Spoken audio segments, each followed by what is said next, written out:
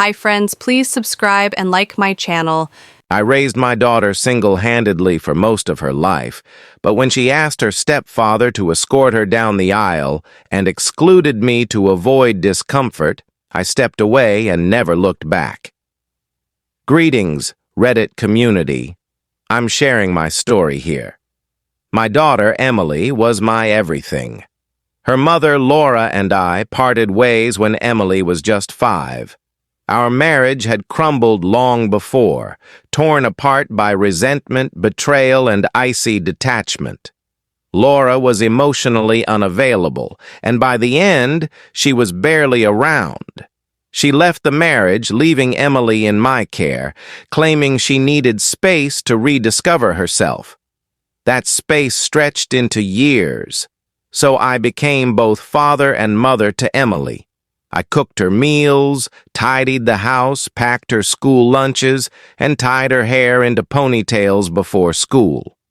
I taught her to balance on a bike, comforted her through tears over schoolyard taunts, stayed up late tackling geometry homework, and rearranged my work schedule for every doctor's visit and school meeting.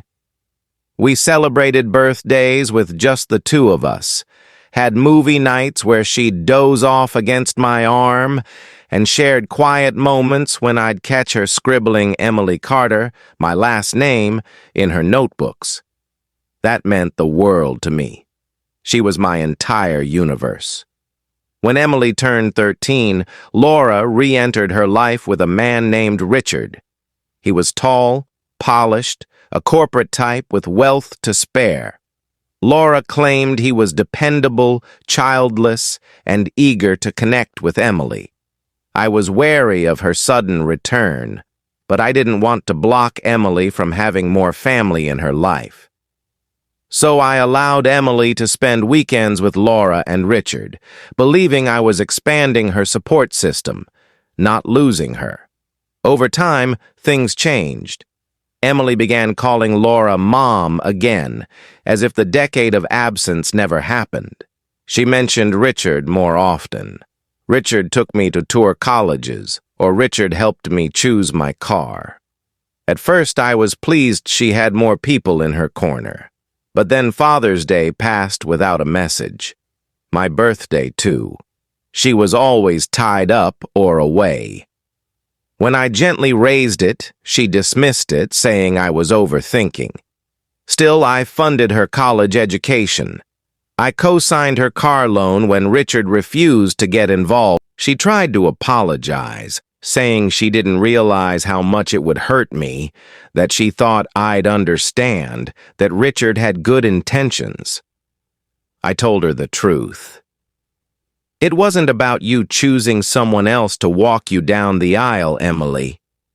It was that you excluded me entirely, that you erased me the moment someone flashier appeared. You were my everything. I was never yours, she cried. I didn't raise my voice or shame her, but I didn't welcome her back either. That chapter closed when she prioritized appearances over loyalty. Forgiveness doesn't always mean reconciliation. I forgave Emily for my own peace, to let go of resentment. But I didn't open my life to her again. I didn't offer her my time, my home, or my trust. You get one chance to choose who walks with you in life's biggest moments. She chose someone else. Now she must face the consequences alone. I'm moving forward, without looking back. 3 weeks after Emily's visit, Laura showed up, her first appearance in over a decade. Not for Emily's graduation, her first job, or my hospital stay for a minor health scare 2 years ago. But now, here she was, dressed plainly, her usual smugness gone, her voice laced with calculated softness. She gave a tight smile. I thought we could talk. I didn't invite her in, standing firm in the doorway, arms folded. She fidgeted. I know I'm not who you want to see, but everything's fallen apart. Emily's struggling. I stayed silent. Laura sighed, as if preparing a grand gesture. She's made mistakes. So have I. But you've always been the rock, David, the one who holds it together. I raised an eyebrow. Funny. When I was raising her alone, you didn't care about my strength. You were off finding yourself in Paris or wherever Richard's wealth took you. Her expression tightened. I was lost back then. Richard gave me stability, until he didn't. I replied coolly. Stability you encouraged Emily to prioritize over me. She paused, then tried the old tactic. We're family. We can fix this. That word, family, stung like acid. No, I said deliberately. You don't get to call this family now that your world's collapsed. You and Emily made your choices. I honored them by stepping back. Now you want me to clean up the mess your pride created? She's your daughter, Laura snapped, her facade cracking. She was my daughter, I corrected. But daughters don't uninvite their fathers from their weddings. They don't rewrite history. And they don't come back when the money runs dry, seeking refuge in the wreckage. Laura's lip quivered, her charm failing her. She's hurting. So am I said. A few days later, Emily texted again. Dad, I miss you. Can we talk? I was wrong. You raised me better. I'm sorry, just lunch, please. This time, I responded. Emily, I'll always care for the girl I raised. But the woman you've become made it clear I'm not part of her life. I respected your choice. Please respect mine.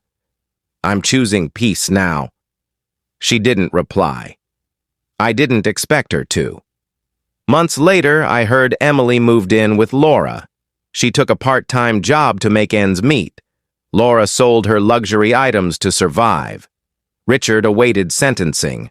I took a trip to the mountains, no phone, no distractions, just silence and open air. One evening, I stood on a cliff's edge, watching the sunset. For the first time in years, I felt unburdened, free from misplaced devotion, exploited love, and a lifetime of being undervalued. Some bridges don't need burning. They collapse under the weight of their own betrayal. I didn't walk away in anger.